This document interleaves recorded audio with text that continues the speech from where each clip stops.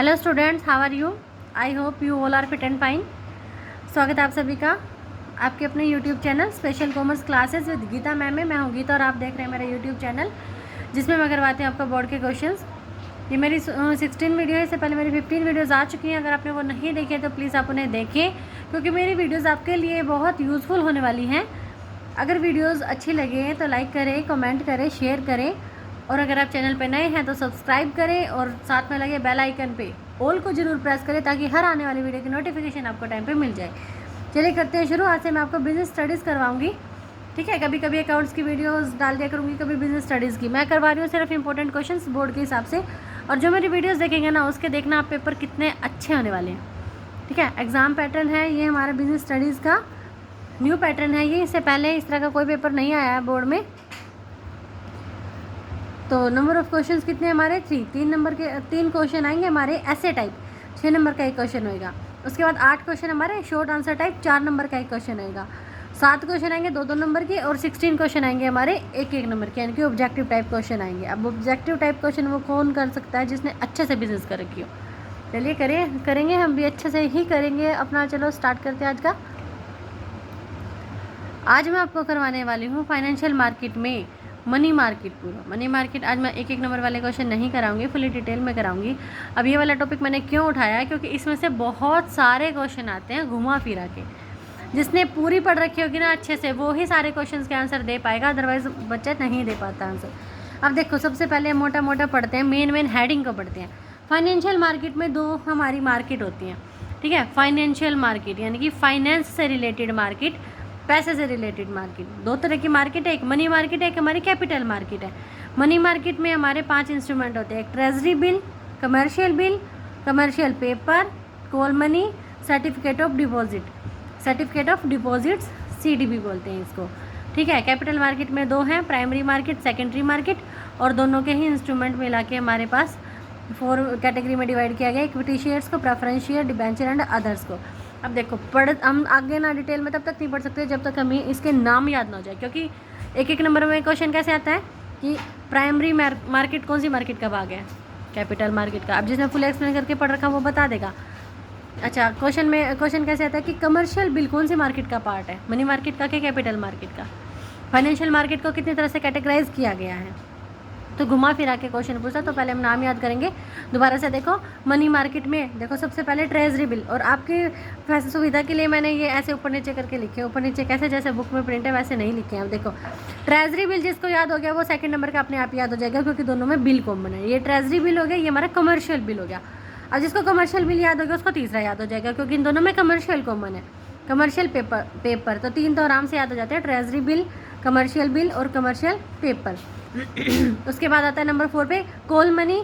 अब देखो, ये चारों के चारों सी पे है, TCCCC, ठीक है। कोई अगर याद करना चाहे, याद करने के सबके अपने अलग तरीके होते हैं सॉरी, कॉल मनी। और नंबर 5 पे certificate of deposits. Capital market में हमारा primary market and secondary market, और इसमें equity share, preference share, debenture and others. ये तो जिसने अकाउंट कर रखा होगा वो से अच्छे से आ ही जाएगा कि कौन से इक्विटी शेयर क्या होते हैं, प्रेफरेंस शेयर, डिबेंचर क्या होते हैं, अदर्स क्या होते हैं। देखिए, सबसे पहले पढ़ती है हम अपनी फाइनेंशियल मार्केट को टूल किट में से। मैं सारा नहीं पढ़ाऊंगी, सारा आप खुद पढ़ोगे, मैं जो मेन है वो ही आपको करवा रही हूँ। फाइनेंशियल मार्केट के बारे में हम पढ़ रहे हैं, तो पहले फाइनेंशियल मार्केट के बारे में पता होना चाहिए क्या होती है फाइनेंशियल मार्केट। अब देखो, फाइनेंशियल मार्केट से अभिप्राय ना उस बाजार से है जो वित्तीय संपत्तियों को उत्पन्न करता है और विनिमय करता है। यानी कि वित्तीय संपत्तियाँ कौन सी, फाइनेंशियल एसेट को क्रिएट करता है और एक्सचेंज करता है। एक ऐसी मार्केट जो फाइनेंशियल एसेट को क्रिएट करती है और एक्सचेंज करती है, यानी कि उत्पन्न भी करती है और विनिमय भी करती है। फाइनेंशियल एसेट कौन सी होती है, इसने बोला कि फाइनेंशियल मार्केट वो मार्केट जो फाइनेंशियल एसेट को क्रिएट करती है और एक्सचेंज करती है। फाइनेंशियल एसेट कौन सी होती है, फाइनेंशियल एसेट से अभिप्राय फाइनेंशियल इंस्ट्रूमेंट से है, यानी कि सिक्योरिटीज से है, जैसे कि शेयर, डिबेंचर, खजाना, बिल, कमर्शियल। अब देखो, जो हमने ये पढ़े थे ना, ये वाले, ये हमारी क्या होगी, फाइनेंशियल एसेट्स होगी, ठीक है। फाइनेंशियल एसेट कौन सी होगी हमारी, treasury bill, commercial paper, call money, certificate of deposit, equity share, preference share, debenture, other etcetera. देखो, demand and supply of finance. अब फाइनेंस पैसा जो है कहाँ से आता है, कौन यूज़ करता है।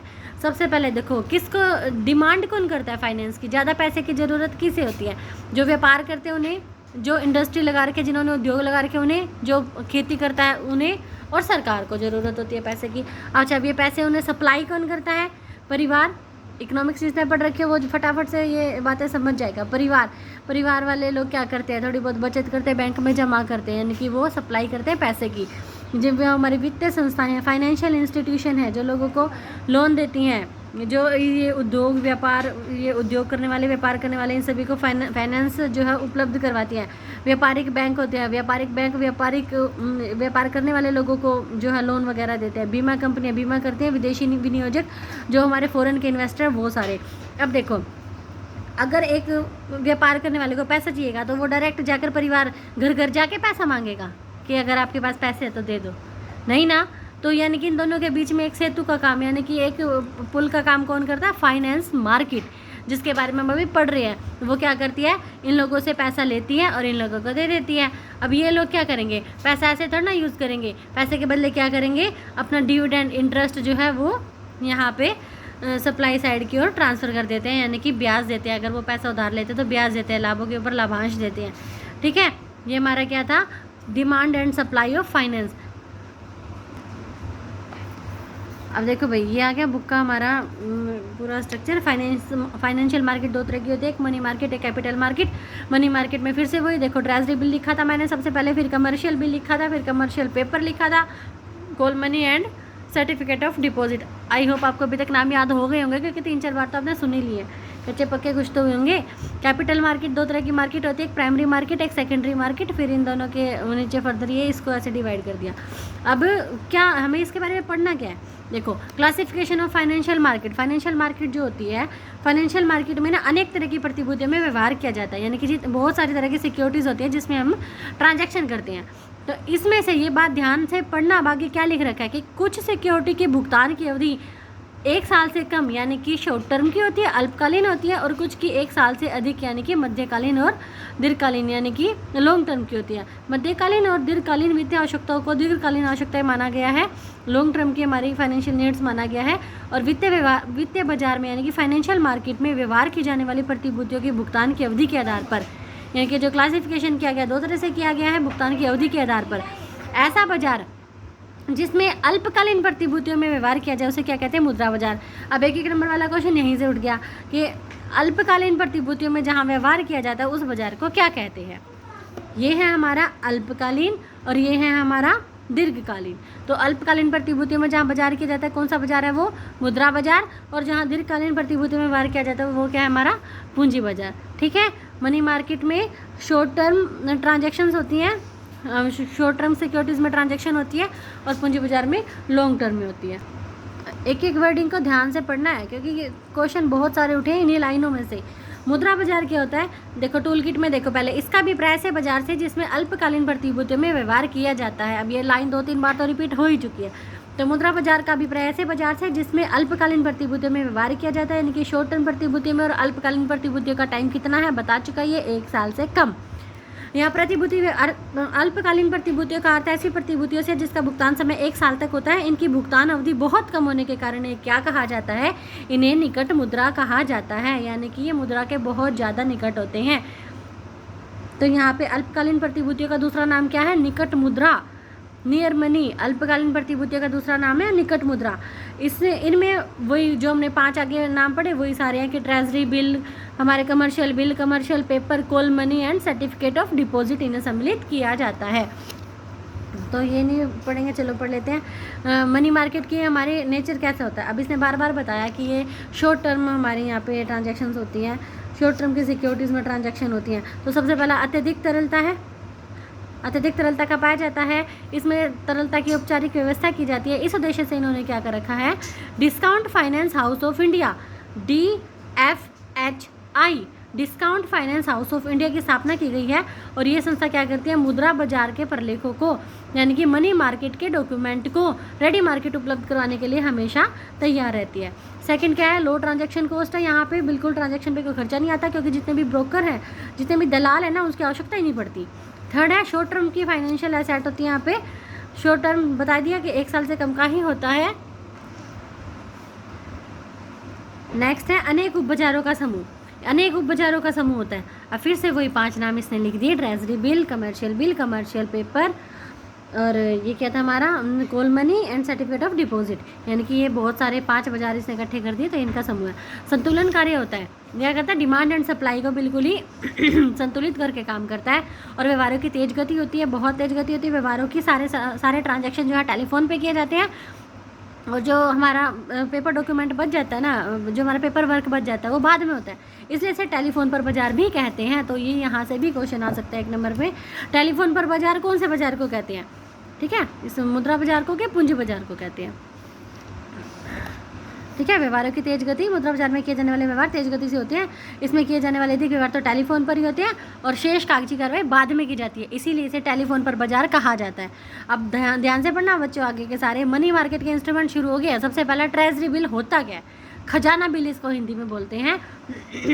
खजाने बिल का अभिप्राय ऐसे अल्पकालीन प्रपत्र से, यानी कि शॉर्ट टर्म के हमारे डॉक्यूमेंट से है, जो कौन जारी करता है। अब आप भी अंडरलाइन करना अपनी बुक में, ऐसे ही ये बुक मेरे पास है, सिंगला सर की बुक है। केंद्र सरकार अपनी अल्पकालीन वित्तीय आवश्यकताओं को पूरा करने के उद्देश्य से वित्तीय संस्थाओं को या जनता को जारी करती है। तो यहाँ से क्वेश्चन बन सकता है कि खजाना बिल कौन जारी करता है, केंद्र सरकार जारी करती है। किसको जारी करती है, वित्तीय संस्था या जनता को जारी करती है। इसकी अवधि 1 वर्ष से अधिक नहीं हो सकती, ये बात तो कॉमन ही है हमारी मनी मार्केट के अंदर। अब इसका निर्गमन किसके द्वारा किया जाता है, सेंट्रल गवर्नमेंट ने कर दिया, किसके द्वारा, रिजर्व बैंक के द्वारा। और इसकी अवधि कितनी होती है, ये एस्टेट के बच्चों के लिए भी बहुत इंपॉर्टेंट है, ये एस्टेट में आई हुई है कि इसकी अवधि कितनी होती है। देखो 14 डेज ही याद करना है, बाकी तो मल्टीप्लाई करें, 91 2 जा 182, और 4 से कर देंगे तो 364, तो 14 दिन 14 days, 91 days, 182 days and 364 days की होती है। अवधि याद में रखनी है, 14 दिन की होती है, 91 डेज, 182 एंड 364 डेज की होती है। ये बिल किसके द्वारा खरीदे जाते हैं, व्यापारिक बैंकों के द्वारा खरीदे जाते हैं। वो बैंक जो आगे व्यापार करने वाले को लोन देते हैं, व्यापारिक बैंकों के द्वारा या फिर गैर बैंकिंग वित्तीय संस्थाओं के द्वारा। अब आगे जो ये नाम दे रखे हैं ना, इसकी फुल फॉर्म भी पेपर में आ सकती है, जैसे LIC, आप लिख भी सकते हैं बच्चों वीडियो देखते हुए। LIC life insurance corporation, full form paper में पूछी जा सकती हैं। Life insurance corporation, UTI unit trust of India, and GIC, मैंने लिख रखी है GIC की गारंटीड इन्वेस्टमेंट सर्टिफिकेट, इनके द्वारा ये खरीदे जाते हैं। दोबारा से रिपीट करी हूँ, LIC life insurance corporation, UTI unit trust of India and GIC guaranteed investment certificate के द्वारा ये खरीदे जाते हैं। और ये क्या होते हैं, बहुत ज़्यादा तरल प्रकृति के होते हैं, इनके लिक्विड नेचर के होते हैं, क्योंकि रिजर्व बैंक सदा इनको कटौती पर खरीदने के लिए तैयार रहता है। इनको अंकित मूल्य से कम पर जारी किया जाता है, जितनी इनकी फेस वैल्यू होती है उससे कम पर जारी किया जाता है, जबकि भुगतान जो है वो अंकित मूल्य के बराबर होता है। मान लो एक ट्रेजरी बिल है, ऐसे एग्जांपल भी दिया होगा, मान लो कि एक ट्रेजरी बिल जो 1 लाख रुपए का है, वो इशू करते टाइम 95 पे कर दिया, और जब पेमेंट हुई तो पूरे 1 लाख की हुई, तो ये हो गया ना, अंकित मूल्य से कम पर जारी किया, यानी कि 95 पे किया, और भुगतान अंकित मूल्य के बराबर यानी कि 1 लाख पे किया। तो खजाना बिल पर निवेशक को आय इसके जारी किए गए मूल्य और भुगतान किए गए मूल्य के अंतर के बराबर होती है, यानी कि 95,000 और 1 लाख के बीच की होती है। इस अंतर को कटौती कहा जाता है, डिस्काउंट कहा जाता है, क्योंकि खजाना बिल पर निश्चित दर से ब्याज नहीं दिया जाता, इसलिए इसे जीरो कूपन बॉन्ड भी कहते हैं। तो जीरो कूपन बॉन्ड किसे कहते हैं, खजाना बिल को कहते हैं, या खजाना बिल का दूसरा नाम क्या है, जीरो कूपन बॉन्ड। ध्यान से पढ़ना। इसकी न्यूनतम राशि कितनी होती है, 25,000 रुपीज़ होती है, और इसे 25,000 के गुणक में ही खरीदा जा सकता है। इसकी डीलिंग प्रोसेस दे रखी है, देखो डीलिंग प्रोसेस में नंबर फर्स्ट है पूर्व निर्धारित कटौती दर के आधार पर। फॉर एग्जांपल माना कि 1 लाख रुपए के अंकित मूल्य का 95 दिन का ट्रेजरी बिल यानी कि खजाना बिल 95 में जारी कर दिया। इसका अभिप्राय है कि जो ऋणदाता है, ऋण देने वाला है, वो 95,000 देकर 91 डेज के बाद 1 लाख प्राप्त कर लेगा। इस प्रकार ऋणदाता को 5 लाख की आय जो कटौती या ब्याज के रूप में हो गई। कटौती की दर का निर्धारण नीलामी के आधार पर होता है। कि 2 तरह से डीलिंग प्रोसेस होती है, तो एक पूर्व निर्धारित कटौती दर के आधार पर पहले से ही प्री डिटरमाइंड होती है हमारी डिस्काउंट रेट, या फिर ऑक्शन के आधार पर यानी कि नीलामी के आधार पर। नीलामी के लिए क्या करेगा रिजर्व बैंक, समाचार पत्र के माध्यम से, न्यूज़पेपर के माध्यम से टेंडर आमंत्रित करेगा। जितने भी इच्छुक व्यक्ति इसको खरीदने वाले वो क्या करेंगे, स्वीकृत कटौती की दर टेंडर के माध्यम से रिजर्व बैंक को भेजते हैं, भाई हमें 3% भी स्वीकार है, कोई कहेगा हमें 4% स्वीकार है, 5% स्वीकार है। तो इस निश्चित दर को टेंडर खोले जाते हैं और उस टेंडर को स्वीकृत कर लिया जाता है जिसमें कटौती की दर सर्वाधिक न्यूनतम होती है, यानी कि जिसने कम से कम रेट पर खरीदने के लिए हाँ भर रखी हो उसे फिर ये बेच दिए जाते हैं। सेकंड है हमारा सीपी कमर्शियल पेपर। क्या होता है? देखो बच्चों, हो सकता है आपको एक बार पे ना समझ में आए क्योंकि थोड़ा सा टेक्निकल लैंग्वेज आ रही है यहाँ पे अब हमारे इसकी कॉमर्स की। तो वीडियो को एक बार की जगह 2 बार देख लो और 1-2 बार बुक में से पढ़ लो, बहुत अच्छे से सारी क्लियरिटी हो जाएगी आपको। सेकंड है हम पढ़ रहे हैं अपना कमर्शियल पेपर क्या होता है। कमर्शियल पेपर क्या होते हैं?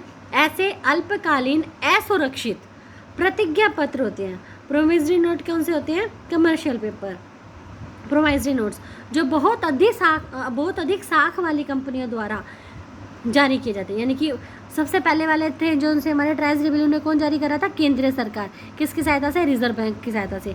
और इन्हें कौन जारी कर रहा है?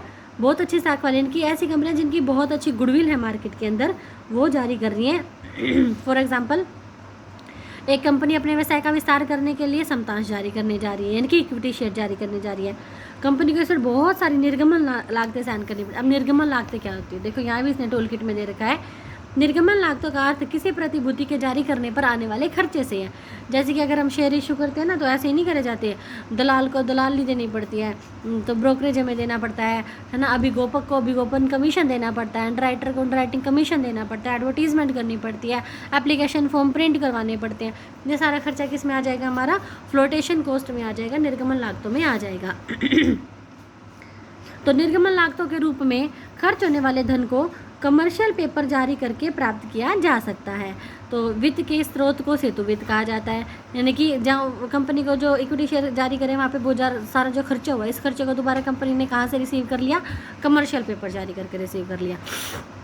तो इसे क्या कहेंगे? सेतु वित्त। अब सेतु वित्त क्या होता है? टोल किट में ये भी दे रखा है। ब्रिज फाइनेंसिंग क्या होती है? ब्रिज फाइनेंसिंग से अभिप्राय उस अल्पकालीन वित्त से है जो स्थायी वित्त की आवश्यकता और उसकी प्राप्ति के मध्य सेतु का काम करता है। यानी कि ये किसने? ब्रिज का काम करा बीच में कमर्शियल पेपर ने। यानी कि कमर्शियल पेपर को इशू करके जो कंपनी को पैसा मिला, कंपनी ने वो सारा पैसा इक्विटी शेयर को इशू करने में खर्च कर दिया। एक व्यवसाय द्वारा निर्गमन लागतों के भुगतान के लिए वित्त व्यवस्था करना। देखो इनमें क्रेता कौन कौन होते हैं? खरीदने वाले कौन कौन होते हैं? अब हमारा ट्रेजरी बिल था ना, उसमें खरीदने वाले कौन कौन थे? उसमें थे व्यापारिक बैंक और गैर बैंकिंग वित्तीय संस्थाएं। और इसमें कौन है? बैंक, बीमा कंपनियां, यूनिट ट्रस्ट, उसमें भी थी, इसमें भी है, फर्में हैं। इनका विक्रय दोनों तरह से हो सकता है, डायरेक्ट और इनडायरेक्ट। यानी कि कंपनी सीधे ही क्रेता को कमर्शियल पेपर बेच सकती है या किसी एजेंसी की सहायता से भी ले सकती है। एक कमर्शियल पेपर का अंकित मूल्य कम से कम 5 लाख होता है। एक ट्रेजरी बिल का कितना होता है? 25,000। अब इसकी डीलिंग प्रोसेस करते हैं। कमर्शियल पेपर को डीलिंग प्रोसेस क्या होती है? कह रहा 15 दिन से 12 महीने तक के लिए जारी किए जाते हैं। इन्हें प्राइस डिस्काउंट पे जारी किया जाता है, लेकिन कभी कभी इन्हें निश्चित ब्याज की दर से, यानी कि जो हमारी इंटरेस्ट रेट है वो पहले से ही डिटरमाइंड होती है, निश्चित होती है, पर्टिकुलर होती है। इसके लिए कोई सक्रिय गुण बाजार उपलब्ध नहीं होता। तो ये क्वेश्चन भी आ सकता है भाई कौन सी ऐसी प्रतिभूति है जिसके लिए सक्रिय गुण बाजार उपलब्ध नहीं होता? वो हमारे कमर्शियल पेपर। लेकिन प्रार्थना करने पर जारी करने वाली कंपनी इन्हें पुनः खरीद भी सकती है। ठीक है बच्चों। थर्ड क्या आता है हमारा? कॉल मनी, यानी कि कॉल लोन्स। कॉल मनी, मांगने पर तुरंत ही पैसा मिल जाए, वो तो कॉल मनी, मांग मुद्रा। कॉल मनी यानी कि हमारे कॉल लोन्स का अभिप्राय ऐसे लोन डॉक्यूमेंट से है जिसका भुगतान ऋणी अथवा ऋणदाता की इच्छा पर अल्प सूचना देकर किया जा सकता है। इसमें ऋण की अवधि कितनी है? 1 से 15 दिन तक, बहुत ही शॉर्ट है। तो इस पर कहा जा सकता है कि अल्प सूचना ऋण यानी कि हमारी कॉल लोन्स हैं वो सबसे ज़्यादा लिक्विड फॉर्म में होते हैं। इन्हें नकदी के बराबर ही माना जाता है। इनका प्रयोग कौन करता है? वाणिज्यिक बैंकों द्वारा, यानी कि कमर्शियल बैंकों द्वारा रिजर्व बैंक के पास अपने न्यूनतम नकदी शेष CRR को बनाए रखने के लिए किया जाता है। CRR क्या होता है? इसको मैं पढ़ा है। CRR क्या होता है? CRR से अभिप्राय उस न्यूनतम नकदी शेष से है जो एक वाणिज्यिक बैंक को रिजर्व बैंक के पास रखना ही होता है। ठीक है ना। हर बैंक को अपना, जैसे ये हर साल डिसाइड होता है कितना CRR होएगा, 4%, 5%, जितना मेरे हर बैंक को जो है इसके रिजर्व बैंक के पास रखना होता है। समय समय पर इसमें परिवर्तन किया जा सकता है। 1 साल से भी कम टाइम में भी ये चेंज हो जाता है। तो रिजर्व बैंक ना इस अनुपात में समय समय पर परिवर्तन करता रहता है। इसमें किए गए परिवर्तन का प्रभाव जो हमारे वाणिज्यिक बैंकों के पास ऋण के रूप में दिए जाने वाले कोषों की उपलब्धता पर पड़ता है। अब मांग मुद्रा वो पद्धति है, मांग मुद्रा यानी कि हमारी ये मांग मुद्रा कॉल मनी वो पद्धति है जिसके अंतर्गत अलग अलग बैंक अपनी CRR को बनाए रखने के लिए एक दूसरे से उधार लेते हैं। ठीक है, इसमें उधार लेने वाले देने वाले सारे बैंक ही हो गए।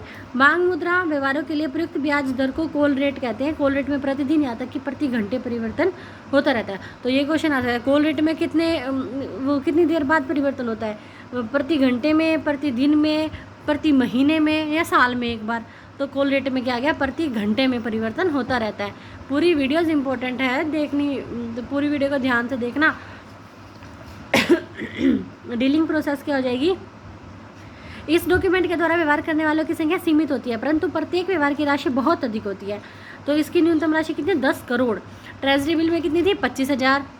सेकंड में क्या था हमारा, कमर्शियल पेपर, उसमें थी हमारी कमर्शियल पेपर में हमारी बताई थी 5 लाख रुपए की, और हमारी ये आ गई कॉल मनी में आ गई हमारी 10 करोड़ रुपए की। तो प्राय से देखा जाता है कि अधिकतर लेन देन 100 करोड़ के होते हैं। कॉल मनी का व्यवहार प्राय फ़ोन पर ही किया जाता है। कागजी कार्रवाई बाद में पूरी की जाती है। ऋणदाता द्वारा ऋणी को RBI का चेक जारी करके लोन दिया जाता है। इसके बदले में क्या करेगा ऋणी, यानी कि लोन लेने वाला देने वाले को अल्प सूचना ऋण प्राप्ति की रसीद दे देता है। ऋणी क्या करेगा, RBI के चेक द्वारा ऋण का भुगतान कर देता है और अपनी रसीद वापस कर लेता है। ठीक है बच्चों, डीलिंग प्रोसेस इतनी नहीं आती पेपर में, हमें सिर्फ डॉक्यूमेंट के बारे में पता होना चाहिए क्या होता है। तो सर्टिफिकेट ऑफ डिपॉजिट नंबर 4 पे आ गया हमारा। सर्टिफिकेट ऑफ डिपॉजिट क्या होता है, सर्टिफिकेट ऑफ डिपॉजिट भी क्या है हमारा, नेगोशिएबल इंस्ट्रूमेंट है, विनिमय साध्य प्रपत्र है जिसका एक निश्चित अवधि के बाद बेचान द्वारा हस्तांतरण किया जा सकता है। अब बेचान क्या होता है, देखो ए ने बी को देने, बी ने सी को देने हैं। ए ने जो है एक अपना सर्टिफिकेट लिख के बी को दे रखा है, अब बी ने सी को देने हैं। अब सी जब बी से पैसे मांगेगा तो बी जो है वो सर्टिफिकेट उठा के उसे दे देगा। ये होता है बेचान करना। तो इसका हस्तांतरण किया जा सकता है। इसका निर्गमन किसके द्वारा किया जाता है, इसका निर्गमन अनुसूचित वाणिज्यिक बैंकों और भारतीय वित्तीय संस्थाओं के द्वारा किया जाता है। अच्छा, जो सबसे पहले थे ट्रेजरी बिल, उसका किसने निर्गमन किया था, केंद्र सरकार ने। सेकंड नंबर पे जो था उसका निर्गमन किसने किया था, उसका निर्गमन बहुत अच्छे साख वाली कंपनियों ने किया था। और अब थर्ड नंबर पे क्या है, सर्टिफिकेट ऑफ डिपॉजिट, इसका निर्गमन किसने किया है, अनुसूचित वाणिज्यिक बैंकों और भारतीय वित्तीय संस्थाओं, IDBI industrial development bank of India, IFCI industrial financial corporation of India, ICICI SIDBI और एक्सिम बैंक। बट इन सभी की ना फुल फॉर्म बहुत अच्छे से याद रखनी है और मैं आपको एक फुल फॉर्म भी दे दूंगी एक वीडियो में इन सभी की। तो जमा प्रमाण पत्र, आज की वीडियो लंबी हो रही है, फटाफट से खत्म करते हैं। जमा प्रमाण पत्र, सर्टिफिकेट ऑफ डिपॉजिट व्यक्ति, संघ, कंपनी, निगमों आदि के निर्गमित किए जाते हैं। किसे निर्गमित किए जाते हैं, व्यक्तियों को, संघों को, एसोसिएशन को, कंपनीज को, कॉरपोरेशन को। ठीक है, और इसका अंकित मूल्य कम से कम 5 लाख होता है और एक निवेशक को न्यूनतम 25 लाख रुपए के जमा प्रमाण पत्र लेने आवश्यक होते हैं। डीलिंग प्रोसेस क्या होती है, ये हमारे सर्टिफिकेट ऑफ डिपॉजिट 91 डेज से लेकर 1 साल तक की अवधि के लिए जारी की जाती है। इसका निर्गमन कटौती पर किया जाता है। जितने भी है सभी का है डिस्काउंट पे जो है इशू कर रखे हैं। और इन्वेस्टर जो है जमा प्रमाण पत्र को खरीदने के 45 दिन के बाद बेचान द्वारा किसी भी व्यक्ति को ट्रांसफर भी कर सकते हैं और इस पर अंकित मूल्य के आधार पर स्टाम्प ड्यूटी लगती है। नेक्स्ट हमारा कमर्शियल बिल क्या होते हैं, ये भी हमारे नेगोशिएबल इंस्ट्रूमेंट है जिसे आसानी से हम ट्रांसफ़र कर सकते हैं। इसका प्रयोग उधार बिक्री के लिए वित्त व्यवस्था हेतु किया जाता है। ठीक है, विक्रेता क्या करेगा, बिल लिखेगा और क्रेता उसे स्वीकार करेगा। खरीदने वाला बायर जो है वो उसे स्वीकार करेगा। बायर क्या करेगा, देय तिथि पर बिल का भुगतान कर देता है। यदि विक्रेता को देय तिथि से पहले धन की जरूरत हो तो वो क्या करेगा, इस कमर्शियल बिल को बैंक से भुना सकता है। यह एक अल्पकालीन प्रपत्र है, शॉर्ट टर्म का डॉक्यूमेंट है जो प्राय 90 दिन के द्वारा लिए जारी किया जाता है। ठीक है बच्चों, कैपिटल मार्केट को हम नेक्स्ट वीडियो में करेंगे। आज की वीडियो सबसे ज़्यादा वीडियो अभी तक की 16 वीडियो में 17 वीडियो में सबसे ज़्यादा लंबी वीडियो है। तो वीडियो लंबी है इसलिए करके बीच में मत छोड़ना, पूरी देखना, ध्यान से देखना। ठीक है, पसंद आए तो लाइक करना, सब्सक्राइब करना, शेयर करना, कमेंट करना। Okay bye.